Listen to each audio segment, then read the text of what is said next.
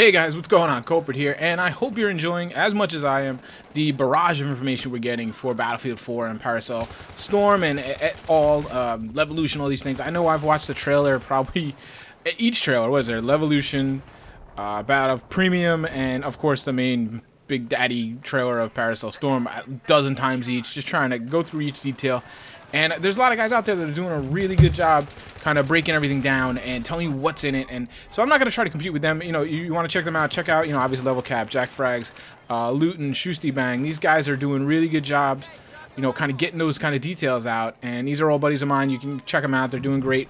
Kulprit endorsed, I guess you could say. But I want to talk to you today about kind of something that, caught my eye, got my imagination going, got my mind going. As you guys know, I'm always thinking kind of tactically, and kind of since the field upgrade thing has kind of been disclosed fully and fleshed out a little more, and we've kind of seen some of the action, I can't help but think, like, how our squad's going to work, and I always think the 008 and, like, what's my ideal squad, and what are we going to run, and how much ass we're going to kick, because the idea for me, 5 of us 008 guys grouped together with a 008 commander mode up in the sky, I don't know. I see us getting kicked off quite a few servers, to be quite honest, and a lot of, as some of the guys say, accusations and things. One of the things that did catch my eye as we were going through, I was looking at the video with all the weapon attachments and weapons and everything. I was kind of looking at those details, and I looked over at the combat medic profession, I guess you could say. I don't know what they're, I think they call it a career, but it's basically the field upgrade paths. And I'm going to put the image overlay for you here right now. As you can see, this is the assault class. This is what we know, to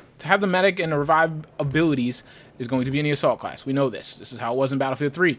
Now we have the new field upgrades, as I've talked about in previous videos, and I'm sure most of you know quite a bit about it now. You can see right here, middle of the screen, we have offensive and defensive career paths, field upgrade paths. I've spoken to that. I've said I think the defensive path is much more powerful, even in an offensive mode, than the offensive capabilities, but time will tell. It's going to be a matter of how it bounces out. That's neither here nor there. The other two are class specific, and in this case, in the assault case, which we haven't got a lot of details on these until now, is the combat medic and the grenadier. Obviously, one is to complement the healing and reviving, the medic capabilities, and the other one is for like the underbarrel 320s and these types of things, which has always been kind of the split in the assault class. This just fleshes it out even further.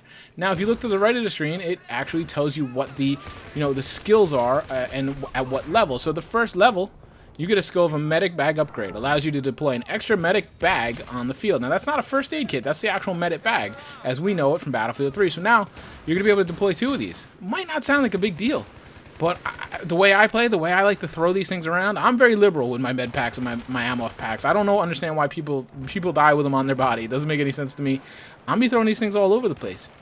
Now you go to level 2, sprint boost, increase your sprint speed. That's pretty good, makes you help get to your buddies. You should be relatively close to your squad mates anyway, but this will help you run out there and kind of give aid when it's needed much more easily and hopefully potentially survive better doing so. And level 3, medical unit when inside a vehicle, nearby wounded soldiers will start to regain health. We've talked about that a little bit. That's it's a big buff to your entire team, to your entire squad. And anytime one person can buff multiple players, that is a big deal. That's a force multiplier, if you will. And to me, it's something I take seriously. And then level 4, this would be your ultimate upgrade. We're still not sure how long it's going to take you to reach this level, how easy it'll be unlocked and achieved. Is the Defib upgrade. Your Defib pads charge faster. Now let's talk here for a minute, a little bit. I know my buddy Luton did a video on the Defibs, and I actually caught the same clip he was watching when he noticed it. And how the defibs work in Battlefield 3, we all know. You arm your defibs, you bring them up, and you can defib right away. I mean, maybe, what is it, half second, maybe as your little animation's over. You defib right away, and then there's a cooldown. But even then, there's not much of a cooldown at all. And we all thought there might be a cooldown or something, but as I've spoken in videos months back talking about Battlefield 4, I wanted to see some kind of a charge up, where, you have to be in a secure location to defib someone. You can't just run across the street. We all do it. I do it all the time. You go from cover, pull your defibs out, you run, defib quick. You don't even have to look at the guy in Battlefield 3, and the guy revives, and you can continue sprinting onto cover and get there unharmed. Now, that's nice. It helps speed up the game, I guess you could say, but it's really it just doesn't mesh, right? So now when you pull out your defibs, they're going to charge, and he's kind of calculated at about 4 seconds. And I did notice that. I noticed in the live stream of Paracel Storm, it took a long time. Now, some of these players might not have been very experienced, and it looked like the guy, the clips I was watching, was fumbling around. I wish I could show you the clips again. I'm not permitted to use the footage just yet. Hopefully, you know, in the near future I will be. But I have seen other times where the guys were a little quicker about it. Now, I don't know if this is just kind of animation bugs type things. Maybe he's resetting the animation so it looks like the defibs were then available, but they actually really were not. I don't know. But defibs are going to work very differently. You're not going to be able to revive someone very quickly. And if your buddy falls at your feet and you have to wait 4 seconds before you can even revive him. Now, mind you, this is 4 seconds with your pants down.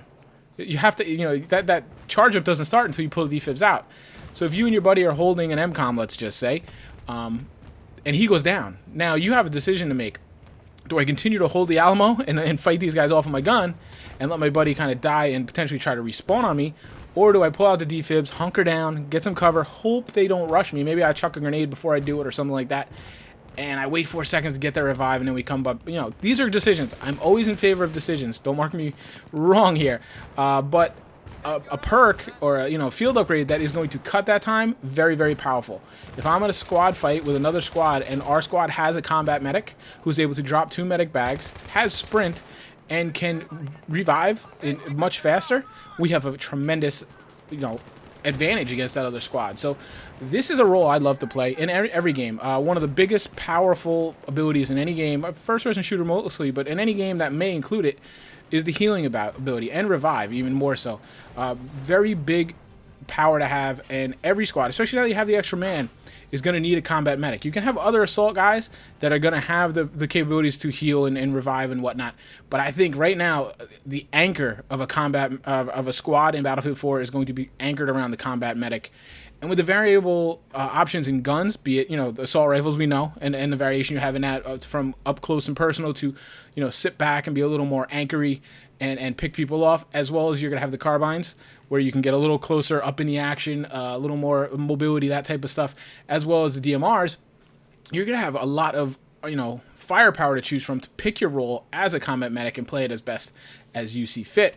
What do you guys think? This, to me, right now, is probably my front runner as the most likely class I'm going to play as my primary class. Obviously, you always adapt on any given situation in any given match on any given map. But this is the stuff that I get pretty excited about and trying to envision how I'm going to play and how I'm going to play with my friends. So let me know, what class are you guys thinking you're going to be playing? And which one is kind of catching your eye right now? I'm going to cover a couple more as they kind of pique my fancy. But like always, guys, thanks so much for watching. I really do appreciate it. And if you're new around here, don't forget to hit that subscribe button before you move on. Like always, guys, have a good day.